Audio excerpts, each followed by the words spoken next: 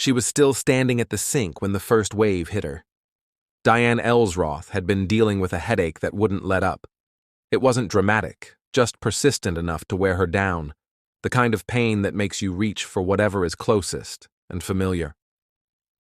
In her home in Yonkers, New York, late on February 8, 1986, she twisted the cap off a bottle of extra-strength Tylenol capsules and tipped 2 into her palm. She swallowed them with water and set the bottle back in the cabinet. Minutes later, her throat began to burn. Her stomach tightened into a hard knot. She gripped the counter, trying to breathe through it, but her body was already sliding away from her control. Her hands went clumsy. Her legs weakened. When she tried to speak, the sound didn't come out right. She staggered toward the bathroom and fell. Her family found her collapsing, her breathing shallow and wrong. The ride to the hospital was fast and frantic, the kind of sprint that feels like it might still matter if everyone moves quickly enough. In the emergency room, nurses cut away time with practiced motions. Monitors chirped. Doctors pushed oxygen, started IV lines, searched for an explanation that fit what they were seeing. Then a thought surfaced that no one wanted to say out loud. 4 years earlier, the Chicago area had been ripped open by a nightmare. 7 people died after taking extra-strength Tylenol capsules laced with potassium cyanide. The deaths came without warning.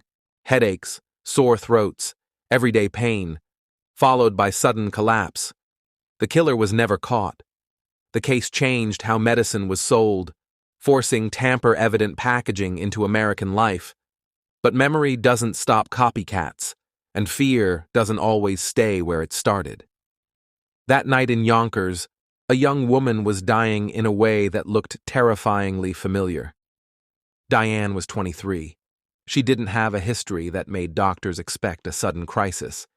Yet her blood pressure dropped, her breathing faltered, and the staff saw the kind of rapid, catastrophic decline that made them consider poisoning. Some cyanide victims are described as smelling faintly of bitter almonds, and even the suggestion of it was enough to put every person in that room on edge. When Diane died, the question became immediate and brutal.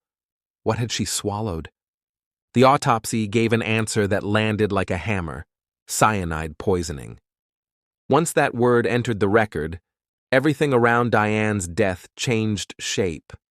A headache wasn't just a headache anymore. A bottle in a medicine cabinet wasn't just a household item. It was evidence. Yonkers police and county health officials moved quickly. They seized the Tylenol bottle from her home and began tracking down where it had been purchased. The fear was specific. If the capsules had been tampered with after leaving the factory, like investigators believed had happened in Chicago, then the danger could be sitting on shelves in a nearby store, waiting for the next person who trusted the label. The first step was containment. Authorities urged residents to stop using Tylenol capsules and to bring recent purchases back for inspection. Some stores pulled extra-strength Tylenol capsules from shelves as a precaution while investigators worked. Westchester County officials took the unusual step of banning the sale of extra-strength Tylenol capsules throughout the county and asking consumers to turn in any containers they had bought in the prior weeks. Large chains reacted on their own, ordering Tylenol capsules removed from shelves across their stores as a precaution. Hospitals and poison control staff took calls from frightened residents who wanted to know whether their medicine cabinet was dangerous. Pharmacists explained again and again what a tamper-evident seal was supposed to look like and what to do if it seemed broken. The message was practical and blunt. Don't take capsules. Bring them back. Don't assume you will taste anything wrong in time to stop it. There was a reason the response felt sharper than 1982. Chicago had taught everyone how fast a rumor could spread and how hard it was to pull it back. By 1986, agencies knew the first hours mattered.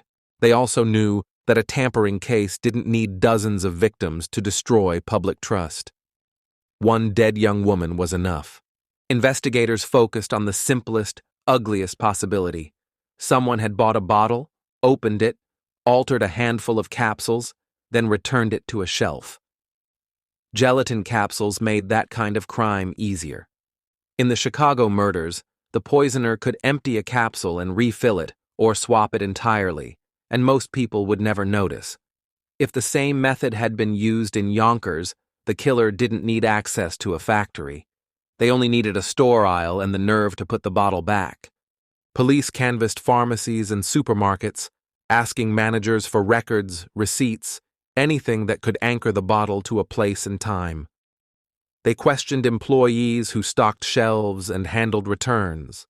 They asked about anyone who seemed too interested in the pain reliever section, anyone who hovered, anyone who came in twice, once to take a bottle, once to bring it back. But in 1986, surveillance cameras were limited, and a person who knew what they were doing could move through a store without leaving anything a witness could swear to. The case also existed in the shadow of a national pattern that had begun after Chicago. Product tampering, once unthinkable to most consumers, had become a template for threats, hoaxes, and occasional murders. Authorities had learned to separate rumor from confirmed contamination, to avoid igniting nationwide panic without evidence. That reality shaped how Diane's death was handled. Aggressive local action, careful public warnings, and an investigation that tried to keep up with the speed of fear. Still, for Diane's family, the scale of the news didn't change the result. She was gone. As lab work continued, officials tested capsules tied to her bottle and compared them to other samples. They looked for manufacturing codes and distribution patterns that might point to a narrow region of sale. If tampering happened on a shelf, the contaminated bottles would likely cluster. If it happened earlier in the supply chain, the spread could be wider.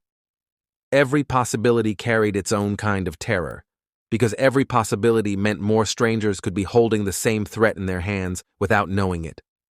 Days turned into weeks. Stores restocked.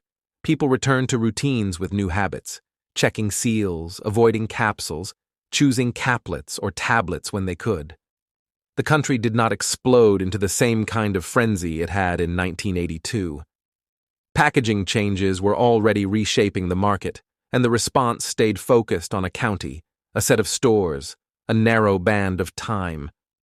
Diane's death moved through local headlines and then faded, even though the method behind it was as frightening as anything Chicago had burned into the public imagination.